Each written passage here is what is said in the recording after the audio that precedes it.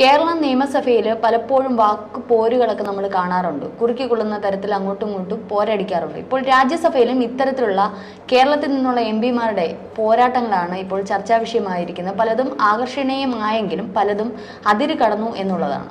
തീർച്ചയായിട്ടും നമ്മുടെ ഈ കഴിഞ്ഞ ദിവസം ജോൺ ബ്രിട്ടാസ് MP CPM-ൻ്റെ രാജ്യസഭാ MP-യാണ്. അദ്ദേഹം നടത്തിയ പല പരാമർശങ്ങളും ഒരു പാർലമെൻറ്റേറിയന് യോജിക്കുന്നതല്ല എന്ന് പറയേണ്ടി വരുന്നതിൽ വിഷമമുണ്ട്. അദ്ദേഹം നല്ല പ്രാസംഗികനാണ്, നന്നായിട്ട് സംസാരിക്കും, ഇംഗ്ലീഷ് ഭാഷ നന്നായിട്ട് കൈകാര്യം ചെയ്യും, നിരവധി പ്രശ്നങ്ങൾ പാർലമെൻറ്റിൻ്റെ ശ്രദ്ധയിൽ, രാജ്യസഭയുടെ ശ്രദ്ധയിൽ കൊണ്ടുവന്നയാളാണ്. അതൊക്കെ ശരിയാണ്. എല്ലാറ്റിനും ഉപരി അദ്ദേഹം ഒരു നല്ല പത്രപ്രവർത്തകനാണ്. അതുകൊണ്ട് തന്നെ എല്ലാ പത്രപ്രവർത്തകർക്കും അദ്ദേഹത്തിനോട് ആ ബഹുമാനവും സ്നേഹവും ഉണ്ട്. പക്ഷേ പറഞ്ഞ് അതിര് കടന്നുപോയി എന്നുള്ളതാണ് ഇന്നലത്തെ വിഷയം. ഇന്നലെ അദ്ദേഹം ഈ എമ്പുരാൻ സിനിമയിലെ ഒരു വില്ലൻ, മുന്ന എന്ന് പറയുന്ന ഒരു വില്ലനെ ആണ് അദ്ദേഹം അവിടെ അവതരിപ്പിച്ചത്. ഈ മുന്ന ഒരു ഗർഭിണിയായ സ്ത്രീയെ ബലാത്സംഗം ചെയ്യുകയും ആ ഭ്രൂണം ശൂലം കൊണ്ട് കുത്തി അത് അവരെ കൊല്ലുകയും ഒക്കെ ചെയ്യുന്ന അത്ര വളരെ നിഷ്ഠൂരമായ ദൃശ്യങ്ങൾ ആ സിനിമയ്ക്കകത്തുണ്ട്. വളരെ നീചമായ, നിഷ്ഠൂരമായ, നിന്ദ്യമായ കർമ്മങ്ങൾ ചെയ്യുന്നതായിട്ട് ആ സിനിമയിൽ ചിത്രീകരിച്ചിട്ടുണ്ട്. അതെത്രത്തോളം ശരിയാണ് തെറ്റാണെന്നൊക്കെ ഉള്ളത് മറ്റൊരു വശം. പക്ഷേ അതിനെ ഇവിടെ രാജ്യസഭയിൽ അവതരിപ്പിച്ചുകൊണ്ട് അദ്ദേഹം പറഞ്ഞു, ഈ മുന്ന എന്ന കഥാപാത്രമാണ് ഈ ക്രൂരകൃത്യങ്ങൾ ചെയ്യുന്നത്. മുന്ന അതിലെ വില്ലനാണ്. അതെ, അതില് ഗർഭിണിയെ പീഡിപ്പിച്ച രംഗങ്ങൾ മാത്രമേ ഉള്ളൂ, കൊന്നു പീഡിപ്പിക്കുന്ന രംഗങ്ങൾ.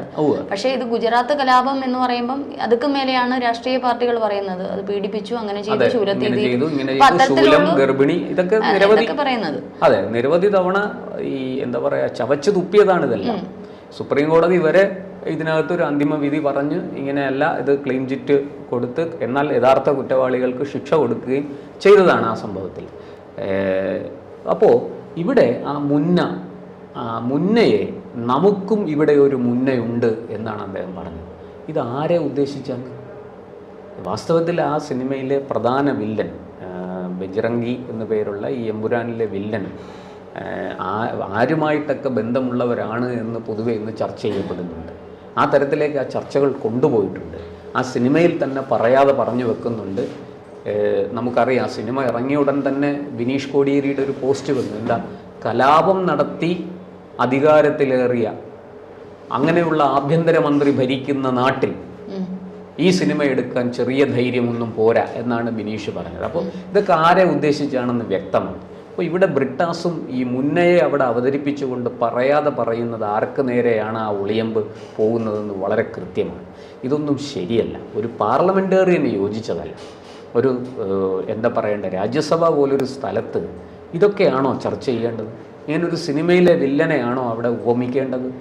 മഹത്തായ നിയമനിർമ്മാണം നടക്കുന്ന സ്ഥലമാണ്. നമ്മുടെ ജനാധിപത്യത്തിൻ്റെ ശ്രീകോവിലാണ് പാർലമെൻറ്റും ലോക്സഭയും രാജ്യസഭയും ഒക്കെ. നമ്മൾ അങ്ങനെയാണ് അതിനെ കാണുന്നത്. നിയമസഭയെ നമ്മൾ കാണുന്നത് അങ്ങനെയാണ്. അവിടെ ഈ MLA-മാർക്കും MP-മാർക്കും എല്ലാം പ്രിവിലേജ് ഉണ്ട്, അവർക്ക് ചില പ്രൊട്ടക്ഷൻസ് ഉണ്ട്. ഒക്കെ ശരിയാണ്. എന്ന് വെച്ച് എന്തും വിളിച്ചു പറയാമെന്നാണോ ബ്രിട്ടാസ് കരുതുന്നത്? ഇത് ആരെ ഉദ്ദേശിച്ചാണെന്ന് വ്യക്തമല്ലേ? ഈ ഇന്ത്യയുടെ ആഭ്യന്തരമന്ത്രിയല്ലേ അദ്ദേഹം പറയാതെ പറയുന്നത്? ഈ വില്ലനെ ഉപമിക്കുന്നത് അദ്ദേഹവുമായിട്ടല്ലേ? അങ്ങനെയാണോ? അദ്ദേഹത്തിന് സുപ്രീം കോടതി വരെ അന്വേഷിച്ച് ഈ വിഷയത്തിലെല്ലാം അദ്ദേഹം നിരപരാധിയാണെന്നും അദ്ദേഹത്തിന് ഇതിലൊന്നും യാതൊരു പങ്കുമില്ല.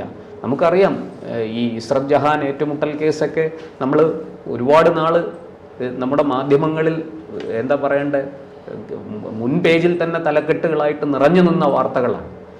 അവിടെയെല്ലാം കൃത്യമായ അന്വേഷണം നടത്തി, CBI അന്വേഷണം, സുപ്രീം കോടതിയുടെ നേരിട്ടുള്ള നിരീക്ഷണത്തിൽ, സുപ്രീം കോടതിയുടെ പരിശോധനയിൽ ഒക്കെ ഈ വിഷയം വന്നതാണ്.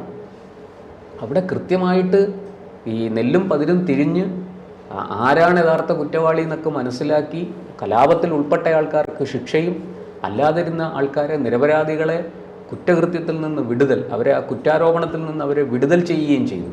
അതുപോലെ തന്നെ ഇസ്രത് ജഹാൻ ഏറ്റുമുട്ടൽ വ്യാജമാണ് എന്ന വലിയ ആക്ഷേപവും ആരോപണമാണ് ഉയർന്നത്.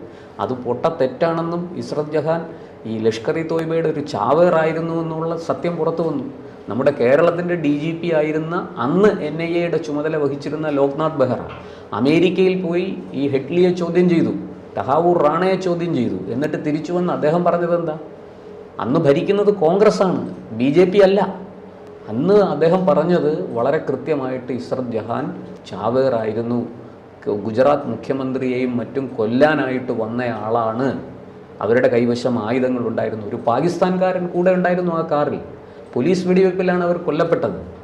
അപ്പോൾ ഇതൊക്കെ ഇത്ര സത്യസന്ധമായിട്ട് പകൽ പോലെ തെളിഞ്ഞു വന്നിട്ടും കേവലം ഒരു സിനിമയിലെ ഒരു കഥാപാത്രം, ഒരു വില്ലൻ കഥാപാത്രത്തെ കൊണ്ടുവന്ന് രാജ്യസഭയിൽ അവതരിപ്പിച്ച് നമ്മുടെ ഈ ഭരണാധികാരികളെ ഇത്തരത്തിൽ ആക്ഷേപിക്കുന്നത് ശരിയാണോ എന്ന് ബ്രിട്ടാസ് ചിന്തിച്ചു. ചെറിയൊരു ആക്ഷേപം മാത്രമല്ല സർ, കാരണം എനിക്കിതിൽ തോന്നുന്നത് നമ്മളൊരു കലാപം ഉണ്ടാക്കിയ വ്യക്തിയെന്നോ കൊലപാതകിയെന്നോ അല്ലെങ്കിൽ മറ്റെന്തെങ്കിലും ഈ പറഞ്ഞ ഗാംബ്ലിങ് അങ്ങനെയുള്ള സംഘടനയിൽപ്പെട്ടതോ എന്നതിനേക്കാളും അപ്പുറം പൂർണ്ണ ഗർഭിണിയായ ഒരു സ്ത്രീയെ കൊലപ്പെടുത്തി എന്ന ആ ഒരു പരാമർശം നടത്തുന്ന വില്ലൻ കഥാപാത്രത്തിൻ്റെ പേരുമായിട്ടാണ് ഒരു പാർലമെന്റേറിയൻ അവിടെ അവതരിപ്പിച്ചത്. അപ്പം ഇത്രമാത്രം ക്രൂരനായ ഒരു സ്ത്രീ എന്ന് പറയുമ്പോൾ നമ്മുടെ രാജ്യത്ത് ഏറ്റവും അധികം പ്രാധാന്യം കൊടുക്കുന്ന സ്ത്രീകൾക്കാണ്, ബഹുമാനിക്കുന്ന സ്ത്രീകൾക്കാണ് മുന്നിട്ടുള്ള അവകാശങ്ങൾ പലപ്പോഴും. അപ്പൊ അത്തരത്തിൽ പൂർണ്ണ ഗർഭിണി എന്ന് പറയുമ്പോൾ നമ്മൾ അത്രയും ബഹുമാനത്തോടെ അല്ലെങ്കിൽ അത്രയും ഇത് കാണുന്ന ഒരു ജനവിഭാഗമാണ് നമ്മുടെ ഇന്ത്യയിൽ എല്ലാം ഉണ്ട്. അവിടെ മതവും ജാതിയൊന്നുമില്ല. പക്ഷെ അത്തരത്തിൽ ഒരു പൂർണ്ണ ഗർഭിണിയെ മൃഗീയമായി പീഡിപ്പിച്ച് പൂർണ്ണ ഗർഭിണിയെ പീഡിപ്പിക്കുക എന്ന് പറയുന്നത് നമുക്ക് നമ്മുടെ വികാരം ചിന്തിക്കാൻ പറ്റരുത്. അപ്പൊ അത്തരത്തിലുള്ള ഒരു വില്ലൻ കഥാപാത്രത്തിന്റെ പേരുമായിട്ടാണ് ബ്രിട്ടാസ് ഇവിടെ പരാമർശിച്ചിരിക്കുന്നത്. അപ്പൊ അത്തരത്തിലുള്ള ഒരു വില്ലൻ കഥാപാത്രമാണ് ഇവിടെ ജനങ്ങൾ തെരഞ്ഞെടുത്ത് ഇവിടെ കൊണ്ടുവന്നിരിക്കുന്നു എന്നുള്ളതല്ലേ ബ്രിട്ടാസ് അവിടെ പറഞ്ഞിരിക്കുന്നത്. അതുകൊണ്ടാണ് അത് ചോദ്യം ചെയ്യപ്പെടുന്നതും. ഇത്തരം കാര്യങ്ങൾ നമ്മുടെ നിയമനിർമ്മാണ സഭകളിൽ, രാജ്യസഭയാകട്ടെ ലോക്സഭയാകട്ടെ, അവിടെയൊക്കെ ഇങ്ങനെ ആക്ഷേപങ്ങൾ ചൊരിയാനുള്ള ഇടമാണോ? ഇത് എത്ര നീചമായ ഒരു ആക്ഷേപമായി ഇത് ഉന്നയിച്ചിരിക്കുന്നു എന്നുള്ളത് നമ്മൾ തിരിച്ചറിയണം. വാസ്തവത്തിൽ ബ്രിട്ടാസ് ഇക്കാര്യത്തെക്കുറിച്ച് അദ്ദേഹം ഒരു മികച്ച പാർലമെൻറ്റേറിയൻ ആണെന്നാണ് പൊതുവെയുള്ള വിലയിരുത്തൽ. പക്ഷേ നീചമായ ഈ തറ രാഷ്ട്രീയം പറഞ്ഞ് അദ്ദേഹം സ്വന്തം വില കളയരുത് എന്നാണ് എനിക്ക് ഈ അവസരത്തിൽ പറയാനുള്ളത്. എമ്പുരാൻ എന്ന് പറയുമ്പോൾ ബ്രിട്ടാസിന് എന്തോ വല്ലാത്ത ഒരു എനർജി ആയിട്ടാണ് പലപ്പോഴും ഇതിപ്പോ എനർജിയൊക്കെ ഉണ്ടായിക്കോട്ടെ, നമുക്ക് വിരോധം എന്ത് തന്നെ ആയിക്കോട്ടെ, രാഷ്ട്രീയം പറഞ്ഞോട്ടെ, അല്ലെ രാഷ്ട്രീയത്തിൽ അദ്ദേഹം പ്രതിപക്ഷത്തിരിക്കുമ്പോൾ തീർച്ചയായിട്ടും ഭരണപക്ഷത്തെ വിമർശിക്കുകയും അവരെ എതിർക്കുകയും അവരുടെ തെറ്റുകൾ ചൂണ്ടിക്കാട്ടുകയും ചെയ്യേണ്ടത് അദ്ദേഹത്തിന്റെ ഉത്തരവാദിത്വമാണ്, അദ്ദേഹത്തിന്റെ കടമയാണ്. അതിലൊന്നും ആർക്കും ഒരു എതിർപ്പുമില്ല. ജനാധിപത്യ സംവിധാനത്തിന്റെ സൗന്ദര്യമാണത്.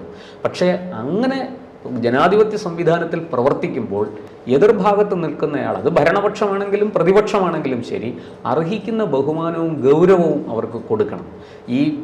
ഇത്തരത്തിലുള്ള മോശപ്പെട്ട ആക്ഷേപങ്ങളും ആരോപണങ്ങളും ഉപമകളും ഒക്കെ ഉന്നയിക്കുന്നതും ചാർത്തുന്നതും ഒന്നും ശരിയായ കാര്യമല്ല. അത് സ്വന്തം വില ഇടിയാനേ ഉപകരിക്കുകയുള്ളൂ. ആ സത്യം എല്ലാ പാർലമെൻറ്റിലെ എല്ലാ അംഗങ്ങളും, അത് രാജ്യസഭയിലായാലും ലോക്സഭയിലായാലും, അത് തിരിച്ചറിയണമെന്നുള്ളതാണ് സത്യം. പക്ഷെ ആ സമയത്ത് പോലും സ്പീക്കർ അപ്പോഴേക്കും മറ്റൊരാളുടെ സമയത്തേക്ക് പോവുമായിരുന്നു ചെയ്തത്. കാരണം അദ്ദേഹം ശ്രദ്ധിച്ചു. കാരണം അത് വലിയൊരു മോശപ്പെട്ട ഇതിലേക്ക് പോകാതെ അതിനെ ഒഴിവാക്കിക്കൊണ്ട് അടുത്ത ആളിന് അവസരം കൊടുത്തു. പക്ഷെ ഇത് നമ്മൾ മനസ്സിലാക്കേണ്ടത്, ഇത് മുഴുവൻ കേരളത്തിൻ്റെയും അഭിമാനത്തെ, കേരളത്തിൻ്റെ തലയെടുപ്പിനെ, കേരളത്തിൻ്റെ പാരമ്പര്യത്തെ ഒക്കെ നശിപ്പിക്കും. അല്ലെങ്കിൽ അതിന് വലിയ അപമാനമാകുന്ന, അതിന് വലിയ ദുഷ്പേരാകുന്ന ഒരു സംഭവമാണിത്. അത് നമ്മുടെ പാർലമെൻറ്റേറിയന്മാർ, നമ്മുടെ MP മാർ തിരിച്ചറിയണമെന്നുള്ളതാണ് എനിക്ക് പറയാനുള്ളത്.